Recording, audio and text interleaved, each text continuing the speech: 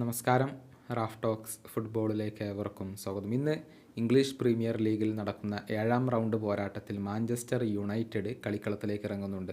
എതിരാളികൾ ആസ്റ്റൺ വില്ലയാണ്. ഇന്ന് വൈകിട്ട് ഇന്ത്യൻ സമയം 6:30 ഈ ഒരു മത്സരം നടക്കുക.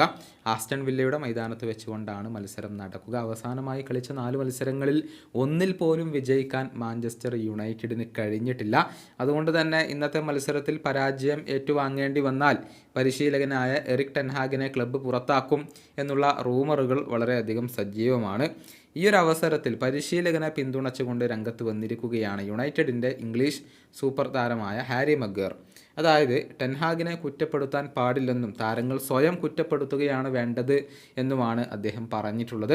ഹാരി മഗ്വയറുടെ വാക്കുകൾ ഇങ്ങനെയാണ്: ഫുട്ബോളിൽ മറ്റുള്ളവരെ കുറ്റപ്പെടുത്തുക എന്നുള്ളത് വളരെ എളുപ്പമുള്ള ഒരു കാര്യമാണ്. പക്ഷേ പരിശീലകനെയോ അതല്ലെങ്കിൽ മറ്റുള്ളവരെയോ അല്ല കുറ്റപ്പെടുത്തേണ്ടത്. ഞങ്ങളെ തന്നെയാണ്, അഥവാ താരങ്ങൾ സ്വയം തന്നെയാണ് കുറ്റപ്പെടുത്തേണ്ടത്. കളിക്കളത്തിൽ കളിക്കുന്നത് ഈ താരങ്ങളാണ്. ഇതിൻ്റെ എല്ലാം ഉത്തരവാദിത്തം ഏറ്റെടുക്കേണ്ടത് ഞങ്ങളാണ്.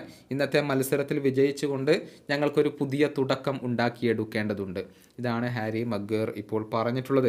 ഈ സീസണിൽ ആകെ മാഞ്ചസ്റ്റർ യുണൈറ്റഡ് 9 മത്സരങ്ങളാണ് കളിച്ചിട്ടുള്ളത്. അതിൽ നിന്നും കേവലം 3 മത്സരങ്ങളിൽ മാത്രമാണ് അവർക്ക് വിജയം നേടാൻ കഴിഞ്ഞിട്ടുള്ളത്.